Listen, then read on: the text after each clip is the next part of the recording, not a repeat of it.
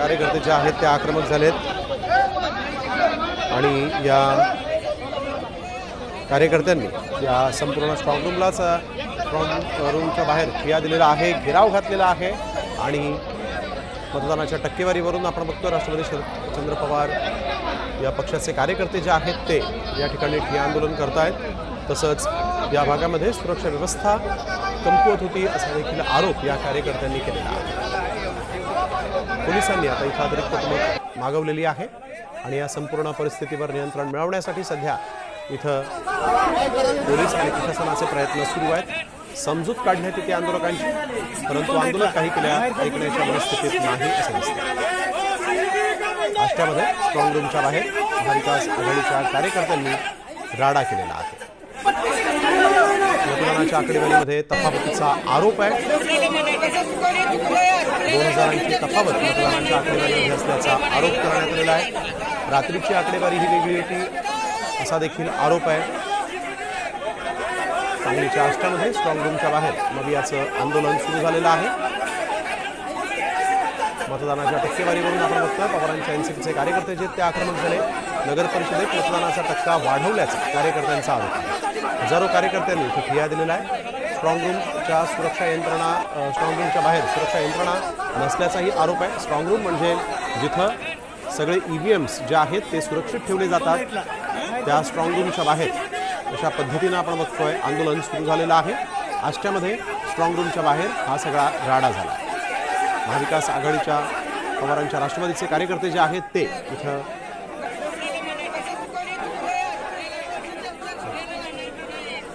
तर शरद पवारांच्या राष्ट्रवादीचे प्रदेशाध्यक्ष शशिकांत शिंदे आपल्यासोबत फोनलाईनवरून जोडले गेलेले आहेत। सर, आपण बघतोय आष्ट्यामध्ये स्ट्रॉंग रूमच्या बाहेर आपले कार्यकर्ते इथं आक्रमक झालेले आहेत आणि मतांची जी टक्केवारी होती त्यामध्ये तफावत असल्याचा म्हणतायत। काय नेमकी मागणी आहे, काय या संदर्भात आपलं कार्यकर्त्यांशी बोलणं झालंय?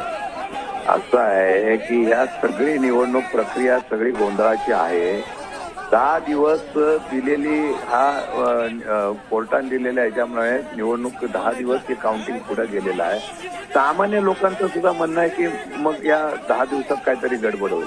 की दुसरी गोष्ट आहे, आज मी निवडणूक प्रक्रिया बघितलेली आहे। काल आमच्याकडे सुद्धा साताऱ्यामध्ये सुद्धा होमगार्ड होते, पोलीस तिथं नव्हते। आजचे पोलिंग बूथवर तशा प्रकारची केंद्रावर तशा प्रकारची गोंधळ होता। आता मी अधिकाऱ्यांना फोन केला, ज्यावेळा एखादा स्ट्रॉंग रूम आपण सील करतो त्यावेळेला तिथले उमेदवार आणि यांच्या सह्या घेतो आणि ती सह्या घेऊन त्याच्यामुळे लाच वगैरे लावून ते सील केलं जातं।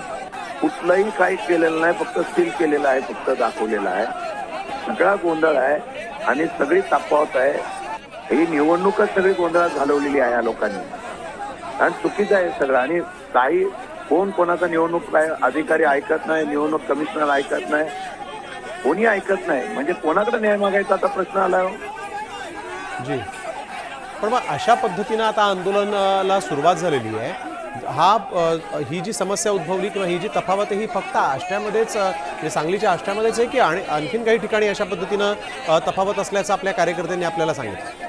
तक्रार आली, सातारची आली, सातारच्या अधिकाऱ्यांची निवडणूक अधिकाऱ्यांची मी आता बोललो बोले हे सील करण्याचा जे आहे हा कुठली प्रथा आहे. निवडणूक आयोगाने काही सूचना केल्या नाहीत. मेन ज्यावेळेला सील करतो त्यावेळेला तिथे आपण अधिकारी बोलवतो, त्या ठिकाणी निवडणूक उमेदवार बोलवतो, त्यांना घेऊन सील करायला पाहिजे.